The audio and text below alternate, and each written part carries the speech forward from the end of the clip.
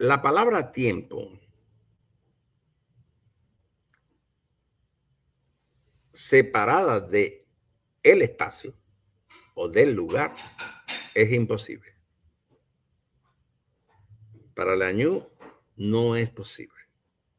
Y no es posible porque el lugar de los añú es el agua. Y el agua nunca está quieta. Siempre se mueve. Es un fluido. De tal manera que no es posible, como diría algún momento Octavio Paz, no es posible ponerle puertas al campo. No es posible hacer un encierro del agua. Aunque los añú han generado una ingeniería para crear tierra en sus espacios de agua. Pero para ello necesitan mezclar barro, mucho barro, con la propia agua. Pero en todo caso, esa tierra no es eterna. Puede desaparecer. En una crecida del río se llevó lo que llamamos escolleras. O en México, algunos pueblos los llaman chinampas, que son encierros de tierra, pero ficticios, son creados. Son para producir un suelo que se va a mover, que no se espera que exista eternamente. Pero en todo caso, tiempo y espacio, o tiempo y lugar, no están separados. El problema para Occidente empieza a plantearse precisamente con Immanuel Kant, el filósofo que fue capaz de separar la historia de la geografía. Y él no lo hizo porque, oye, el tipo era genial y se le ocurrió eso, sino porque era a mí el mismo proceso en que se estaba construyendo la propia modernidad o el poder de la modernidad y de su lenguaje, que es la ciencia, como dominio, como algo que puede ser controlado y dominado por ciertos sujetos, por determinados sujetos o instituciones de poder que empezaron a crear un lenguaje, además, para explicar ese proceso bajo dominio de quienes lo creaban. Me explico. Immanuel Kant dice que para poder continuar el proceso de dominio de la ciencia y de la razón sobre la sinrazón de la mitología, era necesario entonces separar el lugar de su tiempo, el espacio de su temporalidad.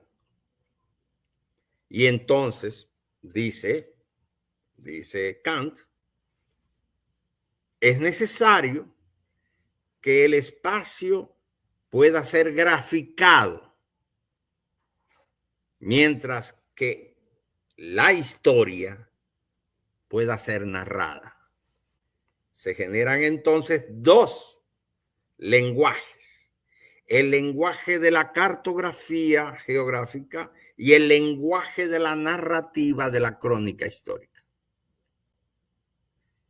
Allí está el origen de esa separación, que es la que aún seguimos viviendo y practicando en nuestras universidades. Y por eso ustedes están preocupados, siendo estudiantes de historia, están preocupados por el lenguaje de la historia o por los problemas de la historia. Pero no existe historia sin lugar, pues todo lugar está cargado de historia. Eso para los pueblos indígenas, y no estoy hablando solamente de los añú, estoy hablando de todos los pueblos indígenas, de todos, con los que comparto y aún con los que difiero. No existe ningún lugar sin historia. No existe ninguna historia fuera de un lugar. La historia fuera de un lugar la inventó Tomás Moro y por eso la idea de utopía. Es una historia construida en un solo lugar. Para los pueblos indígenas no existen las utopías. Existen el hacer topías.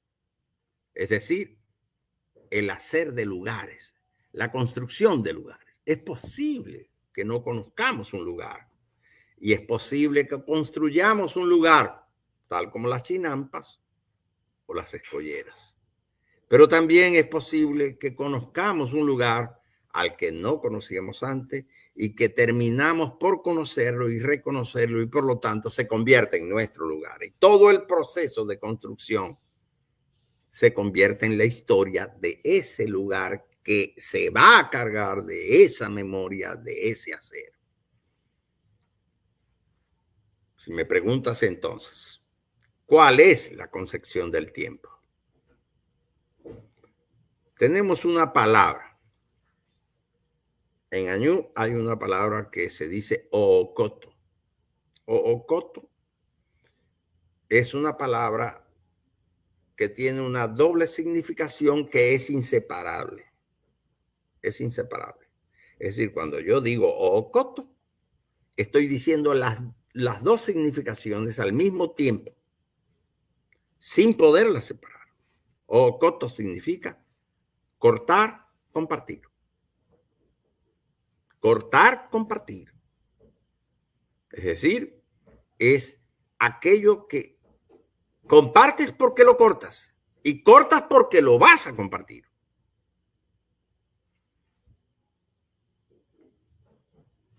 Esta palabra es, digamos, uno de los principios, digamos, filosóficos del pensamiento añú, que orienta el horizonte de su existencia en el espacio del agua que no se puede cortar, pero que siempre se comparte.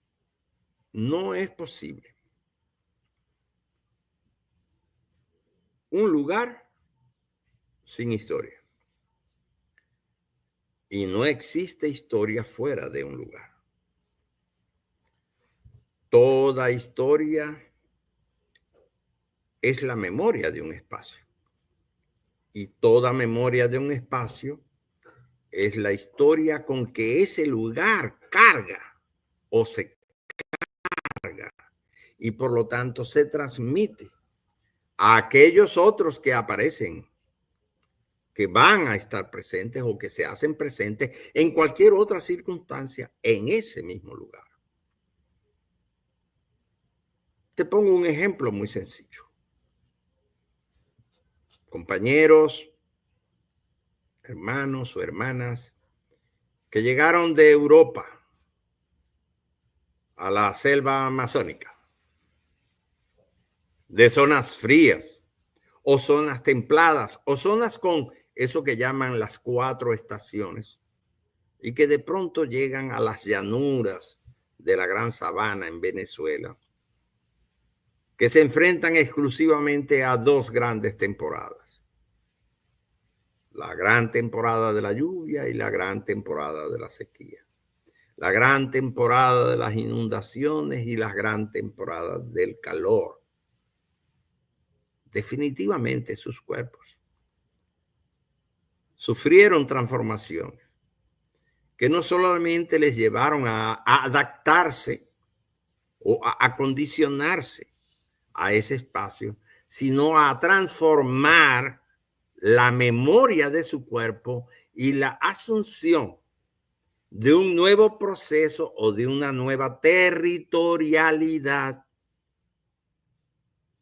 con la que transformaron sus vidas, pero con la que también transformaron la vida del lugar que empezaron a ocupar.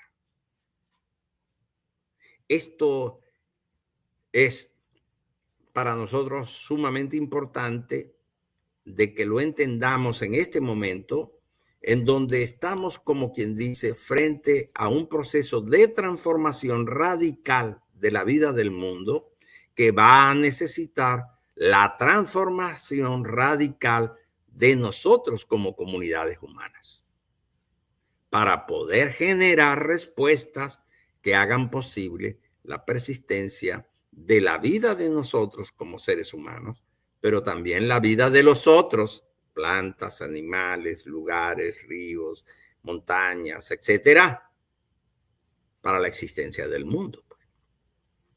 Entonces,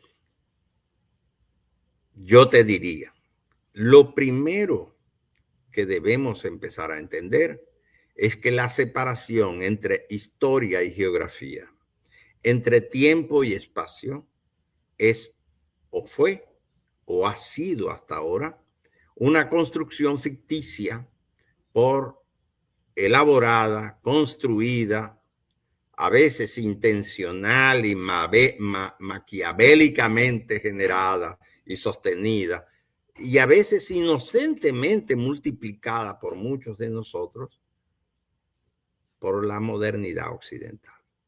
Pero no existe esa separación. Tal como la palabra ocoto, la palabra tiempo, la palabra espacio, en las lenguas indígenas siempre se dice de la misma manera. Siempre se dice con la misma expresión o con la misma palabra en cada una de las diferentes lenguas. Yo digo, por ejemplo, para que me entiendas, la palabra guata, guata y guata, así como lo escuchas, puede significar lo que está lejos, una distancia o un lugar alejado. Pero también guatá significa hasta mañana. Nos vemos luego. O en algún momento. Es decir, estoy hablando de dos sentidos, uno espacial y otro temporal. Pero estoy usando el mismo término, es guatá. Guatá. Yo te digo guatama y te estoy diciendo hasta mañana, Bruno. Pero también te puedo decir guatama, Bruno. ¿Okay? Te estoy diciendo, Bruno, nos vemos aquí o nos vemos allá. Tiempo y espacio van a ser lo mismo, no pueden ser separados. Y no pueden ser separados porque todo lo que ocurre, ocurre en un lugar. Y todo lo que ocurre en un lugar es memoria de ese espacio donde ocurre. De tal forma que, si me vuelves a preguntar, ¿cuál es el concepto de tiempo?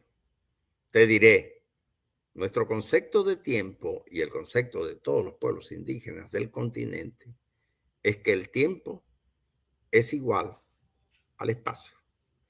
El tiempo es un ocoto, es decir, un cortar, compartir, lugar y memoria. Experiencia como historia en los cambios o en el contexto de los cambios del lugar en donde ocurren. Esto nunca lo había dicho, así que es un buen concepto de eso que es tiempo para los pueblos indígenas.